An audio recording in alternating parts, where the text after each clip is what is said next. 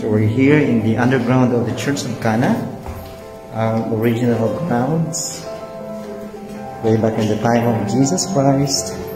And we will see the replica of the stone jar that was uncovered in this place. At ganito yung jar, stone jar na kanilang binamit mo. Okay. Ayan, thank you. Alright mga kapatid, so ito na yung replica ng stone jar.